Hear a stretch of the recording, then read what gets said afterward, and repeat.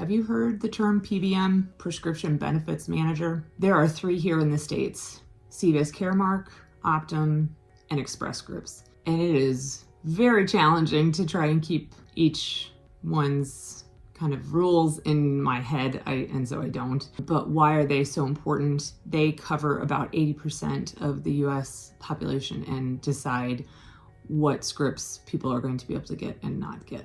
And there are probably about 20% of people who don't have to deal with the PBM, or they have a much smaller boutique PBM that they're dealing with. And the PBMs decide what is going to be on formulary. Well, what does that mean? So everyone is familiar with Amazon. Amazon does not make the products that they're selling, but they are where we get the price and what's available. And that is basically what a PBM is. It decides the cost and then what you're going to be able to use. And so it's the middleman between your insurance and your physician or provider. And there are many times that people have probably been frustrated about, oh, that's not on formulary. And that's because your PBM has made a decision about what they're going to offer, what they're not going to offer. So currently in obesity medicine, what is probably the biggest frustration right now is CVS Caremark has decided to only offer Wegovy on formulary, and this is going to impact millions of people. And so what's happening is we're in this transition period, and a lot of people were told, hopefully 30 days in advance, that they were going to need a different script because they were going to lose coverage for Zepbound. I was told by many patients that their letter showed that they were going to have an automatic Wegovy prior auth be in place so that they could just transition. And I have a fair amount of people who've never been on Wegovy, and that is a requirement, is that we show either a contraindication for the Wegovy or a failure of the Wegovy. And so that's what we've been working on to try and get people Wegovy and not disrupt the treatment of their obesity. So there's a couple things that have come to light in just the past couple weeks with this whole transition. One, that is not what we've found. There wasn't an automatic approval for Wegovy. We still are having to do a prior auth for the Wegovy, which is a little bit frustrating because that is not what we were planning for. And then I think more interesting is that there's a subgroup of patients who've already been on Wegovy, didn't tolerate it, or had a failure, of treatment. And so they chose to move on to Zepbound. And now with that not being available, there's this current loophole with CVS Caremark. When you start a prior auth for Zepbound, it will ask lots of different questions. And if you say failure or contraindication for Wegovy, then it pushes to ask, are there other medicines that are available? And it lists Mounjaro, which Mounjaro and Zepbound are the same medicine. They are both tirzepatide. But here in the States, the FDA has made this delineation between the two. Mounjaro has been FDA approved for diabetes, and the Zepbound has been FDA approved for obesity. And the, I guess, crazy thing is this is the Zepbound pen, and the pen for Mounjaro looks exactly the same. The only thing that's different is it'll say Mounjaro on there. And I have dummy pens or demo pens for the Ozempic, and I thought I had one for Wegovy, but I guess I don't. The pen for Ozempic and Wegovy looks very different. This is an Ozempic demo pen where there's multiple doses of the medicine in one pen. Both Mounjaro and Zepbound have a single-use pen. You have 4 in a box, and you use one each week and then toss that. And in the Ozempic world, Ozempic and Wegovy are the same medicine. So those are very different because you have one pen for Ozempic and you just change the needle. It will be looking kind of like this, and you spin that on. You're going to just change that each week, is what's going on with the Ozempic. And so Ozempic, just like Mounjaro, is approved for diabetes. And I would say a couple years ago, we were able to get Ozempic approved. Oh, we didn't even have to ask for approval. It was used off-label for obesity because it had previously been approved for diabetes, and Mounjaro, the same thing. It was initially approved for diabetes, and we were able to use it off-label. And so that is in a provider's rights. We use all kinds of medications off-label, and the FDA hasn't said, oh, this is what you can use this for. We use our medical judgment and determine what's going to be best for the patient. And so that's been kind of put to a very limited group now that might be able to get Ozempic or Mounjaro when you don't have diabetes. And when I say limited, I mean, I think I have one patient who currently is on Mounjaro that they've been able to get it without having the diagnosis of diabetes. So that's very unusual. And so what's currently happening is that CVS Caremark is saying tirzepatide in the form of Mounjaro is going to be approved rather than Zepbound when you have a failure or a contraindication for Wegovy. Again, not sure if that's a long-term solution or if that's just a temporary loophole, but just be aware that that is something that you could work with your provider to see if you could get to go. So why is the PBM present? It used to not be. I think as medications became more expensive and just the cost of healthcare in general has become more expensive over the years, there's always how can we try to control costs? And that is how PBMs became an entity, is we can help get your insurance a rebate for the medicine. And so when you go to insurance or the pharmacy, let's say Zepbound, I believe it's $995. If you didn't have insurance, didn't have a savings card, and just were trying to pay out of pocket, it would be $995. But most people aren't paying that. They're going to use a savings card through Lilly Direct, and they'll be able to get that at $500. But then there's insurances that say you only have to pay $25 a month, and then the insurance gets a rebate from the PBM because of whatever contract that they've developed, that PBM, with the actual manufacturer. So in theory, it is supposed to reduce the price of the medication, and it does, but they don't always pass that along to the actual patient. They may be passing that to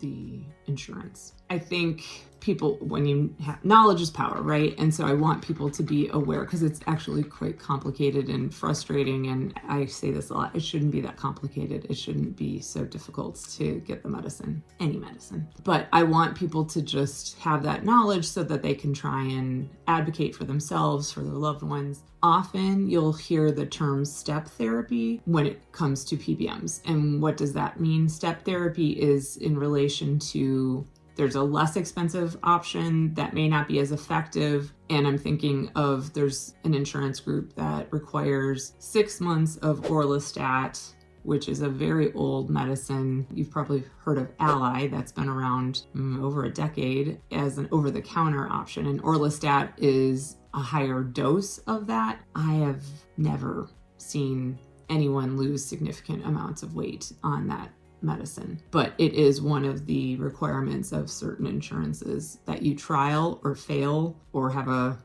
bad reaction to that medicine. Another one is phentermine. That is a very common, has been around since the 60s, and that is an effective option for some people, but there are a lot of people who have significant contraindications to it. It's a stimulant, like people get medications for attention deficit, and it's usually in the stimulant category. And so some people feel more anxious, some people have their heart race when they're on that. And when it works well, it helps people feel less hungry, but it can also cause trouble sleeping, dry mouth, constipation. There's all kinds of fun stuff. But that is at least a more effective option than orlistat in terms of, helping with obesity. So again, those are less expensive, been around for a long time. So obviously the price is going to be less. And so many insurances and PBMs require that you do step therapy. You may have experienced that in other areas of medicine. I'm thinking of one very large insurance company. If someone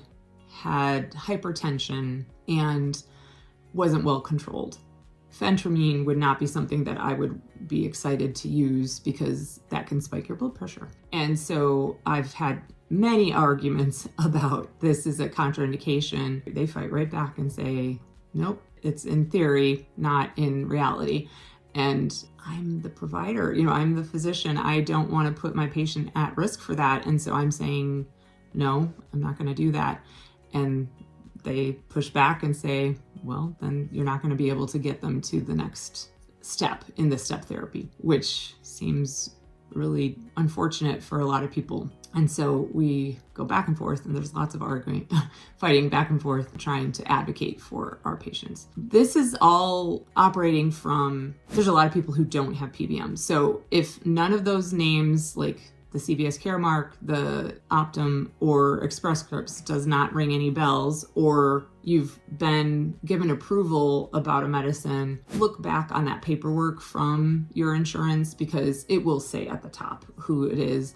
And if neither any of those are, then it's probably just your insurance that's making that decision. So sometimes there aren't that extra layer of PBMs, but often there are. And, in the world of obesity medicine, it's less than 40% of insurances cover anti-obesity medicines. And so the next topic is exclusions. There's a lot of insurances that do not cover medications for obesity management. And that's something that I'm trying to advocate for patients to speak up as an individual to either your company or your insurance, saying, this is a very large group of patients who are struggling with this disease, and I would like the care that I believe I deserve. And when will you be considering adding anti-obesity medication to the formulary is what I would ask. There's a lot of insurances, strangely enough, that cover bariatric surgery, but not medicines, or vice versa. They'll cover medicine, but not surgery. And again, I think my soapbox is that we need all forms of treatment. You need to be able to see the nutritionist. You need to be able to work on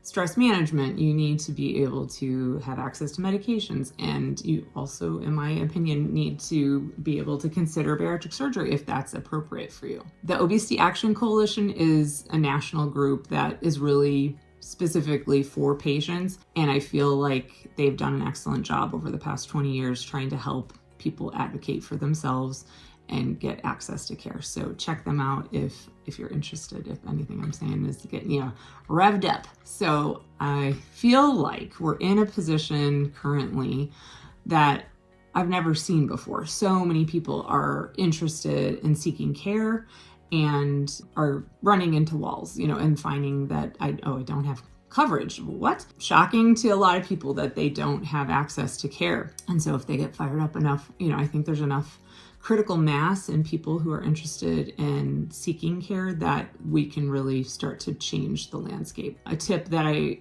recommend, I just had a patient today that I called the pharmacy to find out, and they said, we don't have that medicine in stock right now. And they weren't aware of any shortages, but they were wanting the patient to call in 24 hours to see if they were able to find the medicine. And I always suggest, if you're running into any struggles with your pharmacy not consistently having the medicine, or you always have to wait, for a week before they're going to be able to get it for you, you may want to call around and find other options. So the bigger the pharmacy, the more buying power they have, such as Walmart and Sam's. They have a lot of buying power. And so I think a lot of people don't realize that you don't have to be a Sam's member in order to use their pharmacy. And I think when there are kind of shortages, it's not as convenient because you have to step out of the car and walk in, and they don't have hours like some of the other drive-through pharmacies do. So I think it's just not top of mind for a lot of people to consider Sam's or Costco because they're a membership store. And so but I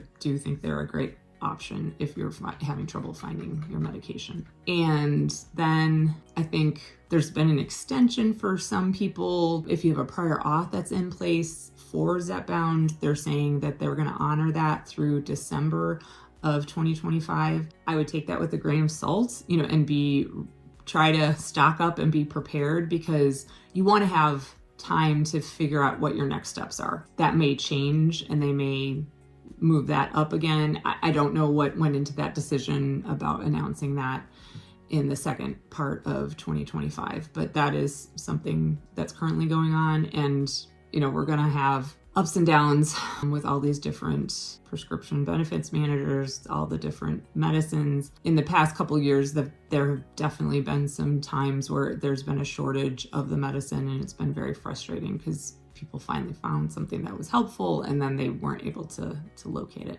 We're hopeful that you can advocate for yourself, if there's a lot of times at places of work, there's this understanding or knowledge of, whether something's covered or not, if you have the insurance of your workplace. I think trying to get a group of people who are concerned and want to bring it to the attention of HR that this is something important to you. There was a Forbes article talking about around 30% of people would be willing to change jobs because of GLP-1 coverage. And I can see that it's a very effective tool, and it's extremely expensive if you're not have good coverage. So I'm always having conversations with patients about look at what's happening in the open enrollment. Reddit has really great support groups and kind of places where people can communicate. One of the groups that I help care for are federally employed patients. And then to the new year, there was a major shakeup with the federally employed. And some of my patients were able to figure out where they needed to go because of their Reddit communities. And it was really helpful at telling them what insurances were going to cover the medicine and what weren't. Or there's Blue Cross Blue Shield Federal is covering the medicine, but it's a tier 3, which unfortunately is a pretty hefty price tag for most people. Yeah, I would say Reddit, the Obesity Action Coalition, and then obviously your HR, or if you have a union, like your union rep would be where I would be talking and finding out what your options are. All right, well, I welcome you to ask questions, comment, share tips and tricks so that we can help each other through this and hope that we can learn from each other. I look forward to talking with you. Thank you. Bye.